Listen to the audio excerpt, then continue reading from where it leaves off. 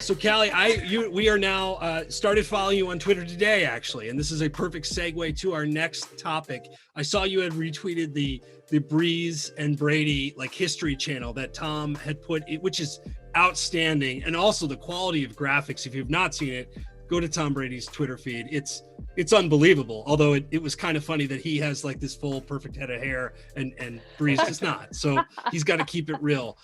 We've talked a lot on this podcast about veteran quarterbacks and beating father time. And there are two guys that have done it.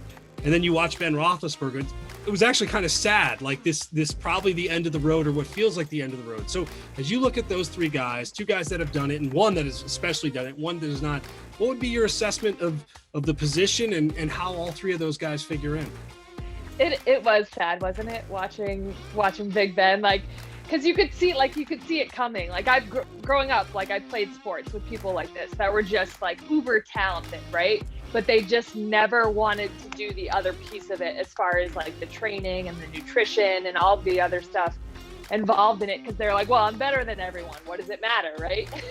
And I'm because that's just a piece of it. If you want to maintain it and you want it to be special and you want it to stay around, you have to put in the work on the other side. And I think, when you just the eyeball test of yes. Yeah.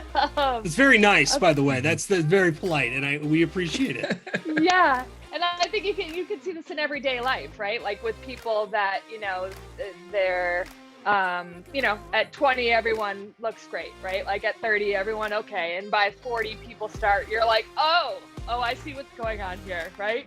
And you can really start to see the difference, because that youthfulness, that if it's not fed the right things, I always say, food is the biggest drug, and that all starts on this cellular level, right?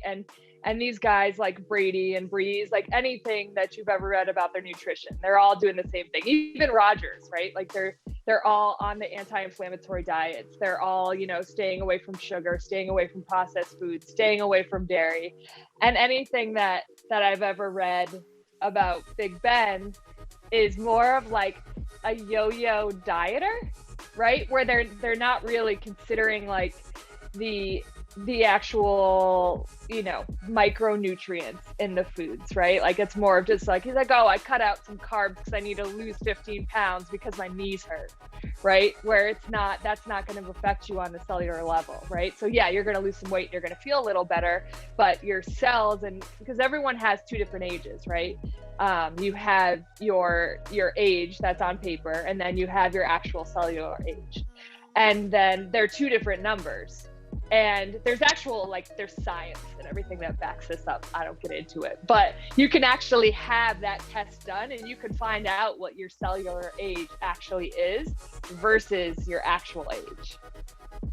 Big Ben has not, the field has also not been very kind to him, regardless of how he's taken care of himself. I guess, Marcus, I think we've addressed the veteran QBs probably every episode we've done in some capacity. When you saw that, and when you see now Brady and Brees matching up, what are your thoughts? It's pretty amazing, frankly, at this point, as a tortured Jets fan, to see Brady doing what he's doing, and others the same age or far younger, just not capable of pulling it off.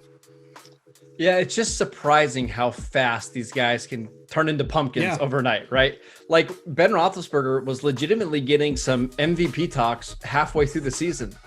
And then I don't know what happened, but all of a sudden he turned into one of the worst quarterbacks in the league. And I remember when this happened with Peyton Manning, right? In 2013, he was the MVP of the league. By 2015, they were benching him for Brock Osweiler in games. It happened overnight, at least it seemed like. So it can happen to Brady. It can happen to Brees. I do think those guys take care of their bodies a little bit better than a Roethlisberger, and they're able to extend their prime. Just a little bit.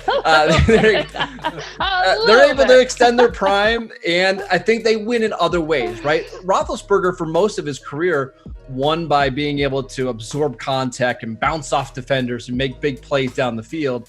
He was really never somebody who we called, a great, pocket passer or one with accuracy, where that's the case with Brees and, Brees and Brady.